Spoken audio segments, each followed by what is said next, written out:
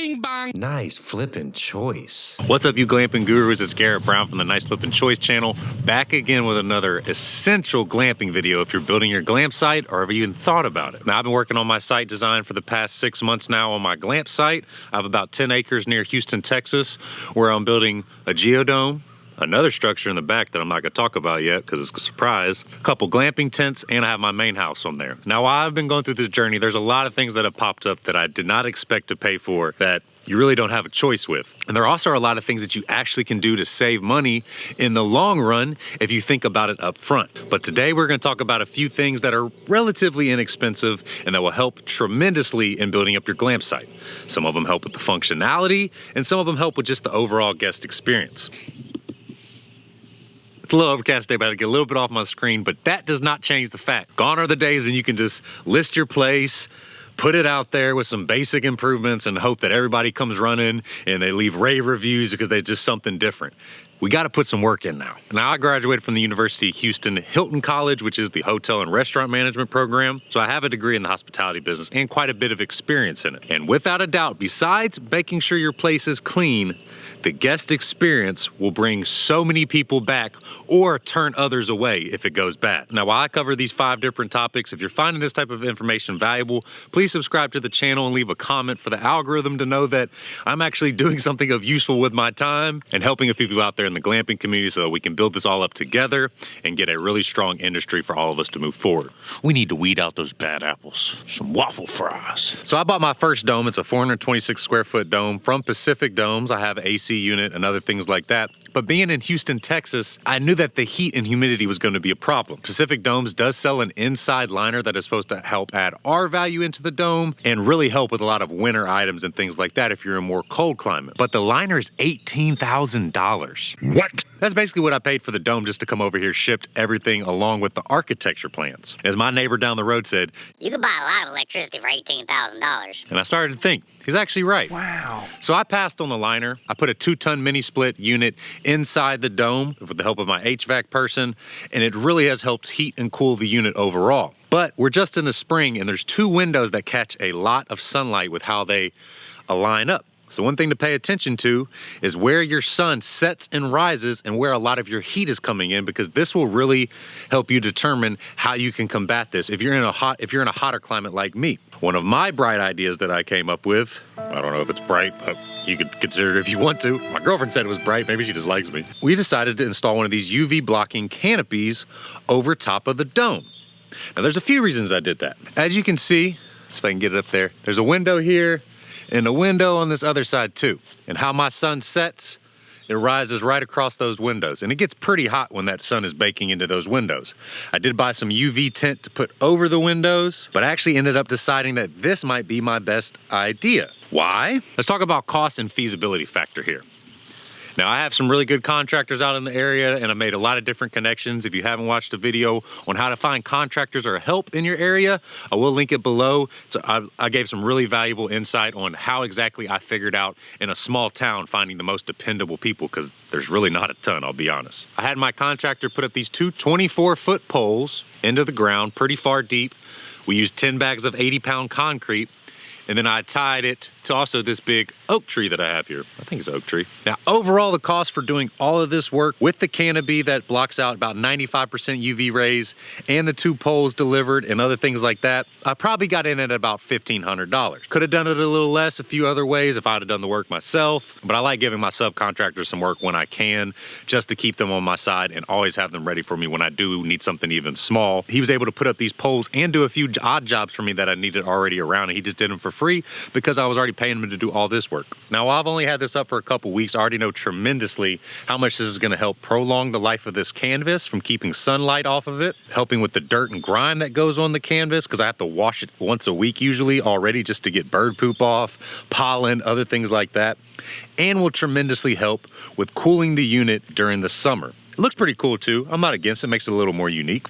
Let me know in the comments what you think. Weighing my cost benefits versus adding that $18,000 liner and putting up a $1,500 canopy that might do close to the same thing almost, it was kind of a no-brainer. You don't necessarily have to do this. It's a lot higher because I'm on a deck, and so I had to get really high poles. But this is just something to think about with your glamping tent, glamp site, There's a couple options out there that will help dramatically lower the UV rays going into your dome or tent in any case. And this will help your guest experience be even higher. And it's really not that big of a cost for probably the benefits you're gonna get. Rolling, rolling, rolling. It's raining a little bit, so if I get some sparkles on my, I'm out here for y'all. I'm out here for the people. The people. I'm out here in the rain for the people. So the next thing really was for guest experience. And I've done 2 of these now by myself, both times for under $1,000. And you could even go cheaper if you wanted to. And it's very, very important to add this type of amenity for your guest. And that is your own fire pit area. Oh Lord Jesus, it's a fire. Now I just got some lava rocks from Home Depot and some edging stones as well from Home Depot. Built all this myself. I have a little smokeless fire pit on the inside just because I wanted to try it. This total was about $700 to build right here. Some basic chairs, nothing crazy. I could have done without the middle smokeless fire pit and just had a metal ring on the inside. They make them for about 60 bucks too. I could have brought this down probably to about $200 to $300 if I really wanted to. You could go as cheap as you want with some of these, but guests are gonna love this type of feature. About to get under my deck. It's raining too much. Run! We all know cameras and rain don't mix too well, so here we go. We'll do it from up here. This is my deck where I have my hot tub and my little outdoor kitchen as well, which will go to in a second. And having this for guests with that little old smoky that's beside it, it's about 40 bucks. You could get that whole situation right there to give them an outdoor section to hang out in for under 300 bucks, and guests are gonna love it, I promise. It does take some work. I did some digging myself. It took me about a day or 2 by myself, but if you have some friends that will help you, it'll make it go even faster. The next relatively cheap amenity that people kind of maybe skip over. Now, I do have this deck that is covered with some see-through UV protected liner or seafood, whatever, I don't know what to call it. My contractor put it on. Really cool because you can still see everything outside of it. I do have my hot tub here. Have a little outdoor seating area. I'm not great with my camera work, but I'm gonna work on it. One person.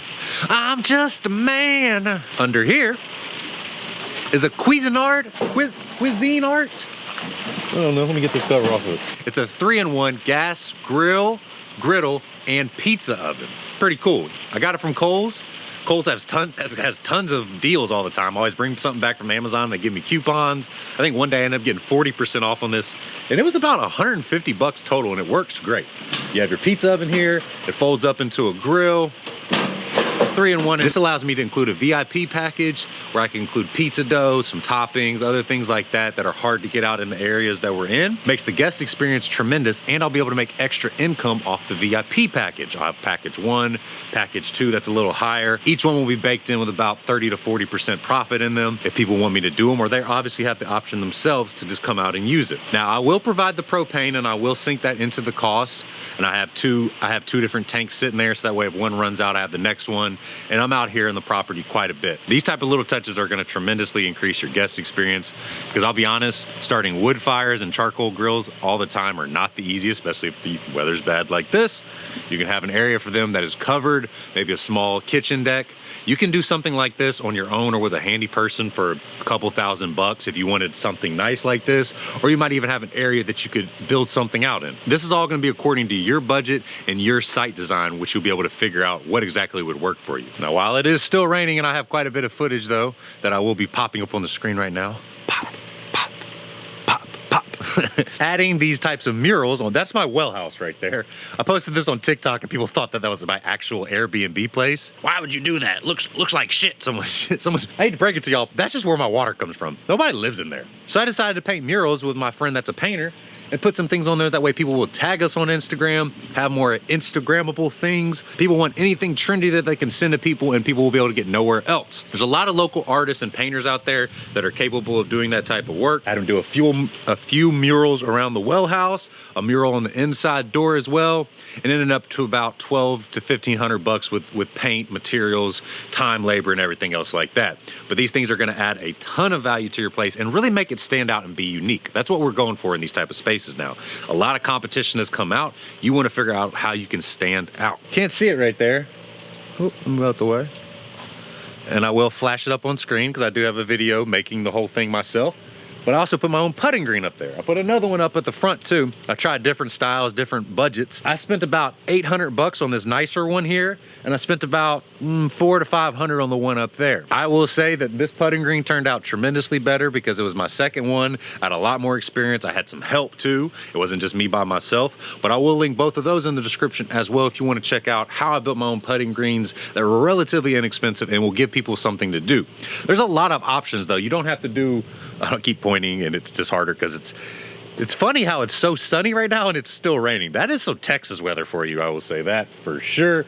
Bright and sunny, still raining. These type of amenities are going to give your guests something to actually do on the property, because when you're out in the middle of nowhere, it's going to get boring relatively quickly. I promise. There's only so much peace in nature you can take without going a little stir crazy, especially if you're doing a 2-night minimum, which I do recommend if you are doing glamp sites. 1-night minimums are tough, especially with cleaning fees, other things like that. You can allow it and it can be profitable if you sync up your weekends and sync up your calendars, so that way in between gaps you will allow 1-day bookings and other things like that, or you can raise your prices if it comes to that level. But I do prefer 2-night minimum stays for most of my Airbnb places I've done. I haven't opened up this site yet, but I'm going to continue with my 2-night minimum stays till I see how things fall in the cracks and crevices of. Some other really cheap ideas that you could still put out here as well too is a disc golf course. Those are relatively inexpensive, a few $100. Dart boards, other types of games. You can have bird feeders, deer feeders, anything like that that will bring some wildlife onto your property, because that's the type of stuff people want to see. Get Bambi out here. People are coming out to nature. They really want to experience. These memories will last forever, and they'll tell all their friends how cool of a place you had because you really thought about the guest experience. This is a little bit of a different video. I'm kind of just out on the property and had some few ideas of what I wanted to share with the viewers. I'm not going to keep rambling on too because I got a lot of other things to do around the property, as I always do. Please do subscribe to the channel though if you have watched this long. I do appreciate it, and I'll catch y'all in the next one. Peace!